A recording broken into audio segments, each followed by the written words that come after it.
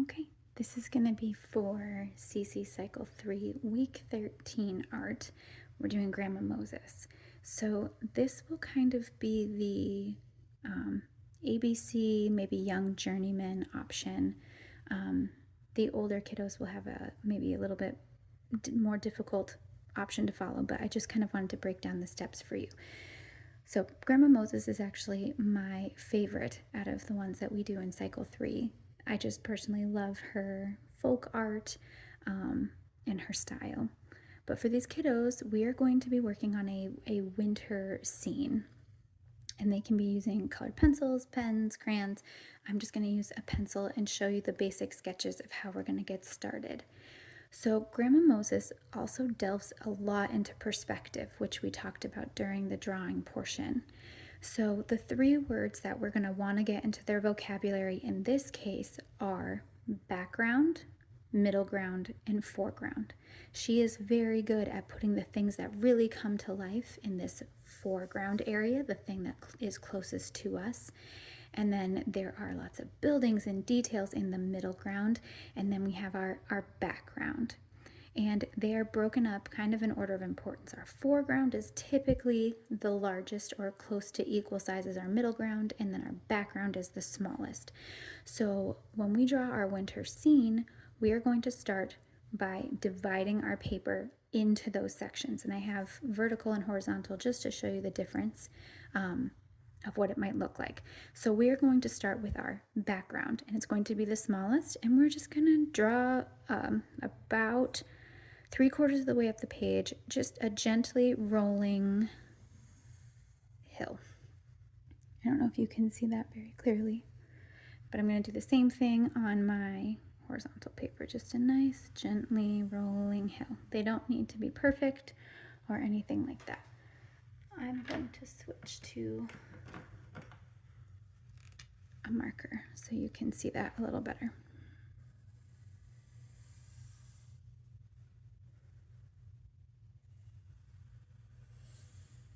Okay, so up here is going to be my background.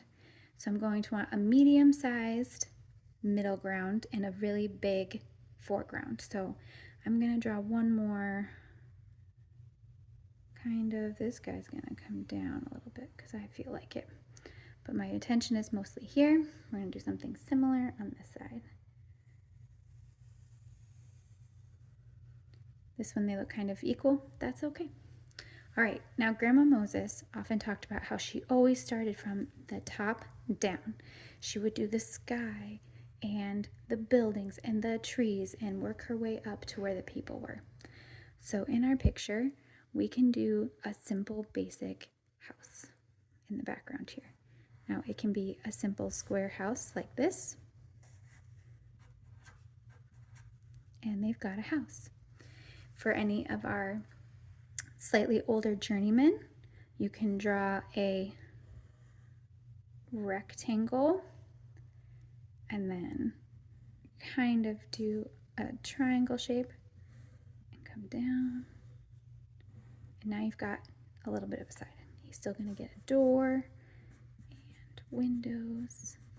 Okay, so far, follow me. We're going to add a couple trees. Now we will remember from our perspective drawings that anything farther away is going to be smaller, anything closer to me is going to be bigger.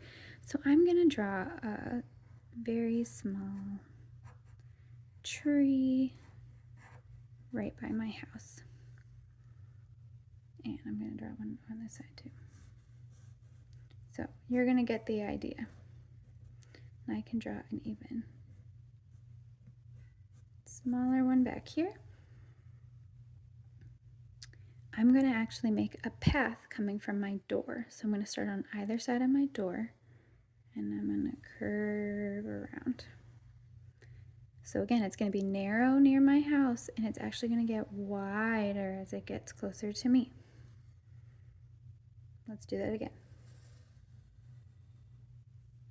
And it's going to get wider. Okay, now let's draw a little bit bigger tree because it's going to be closer to me in the middle ground.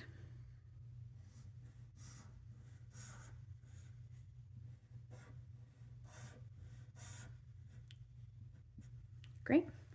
And let's do one on the other side. Now they may have better drawing skills than I do. I'm just kind of putting it together to show you that it doesn't have to be perfect. Now again, I would recommend having them do this in pencil because these are kind of just outlines, but I wanted you to be able to see clearly.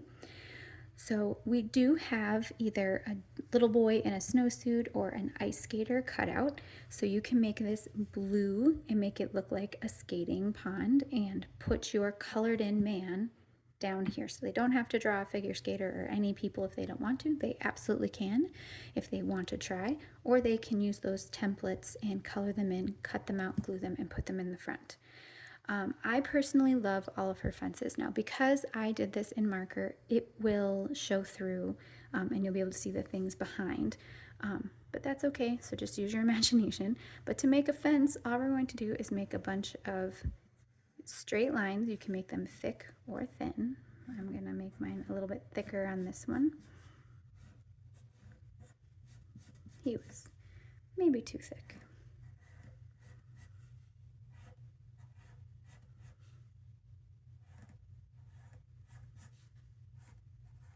Okay, and then we're just going to connect those with 1 or 2 lines all the way across the page.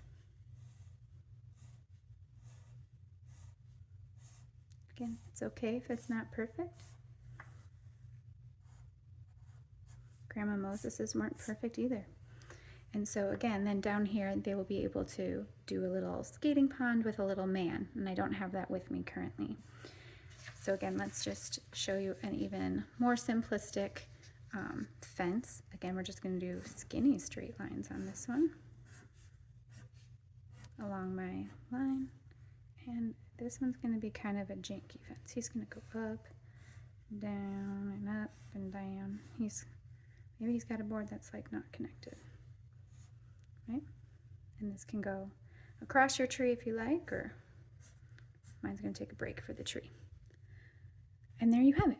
That was Grandma Moses in 7 minutes, and I am not an artist.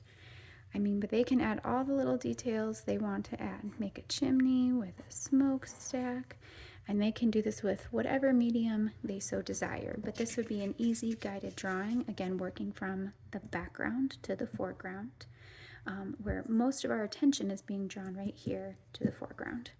So I hope that helps explain the process.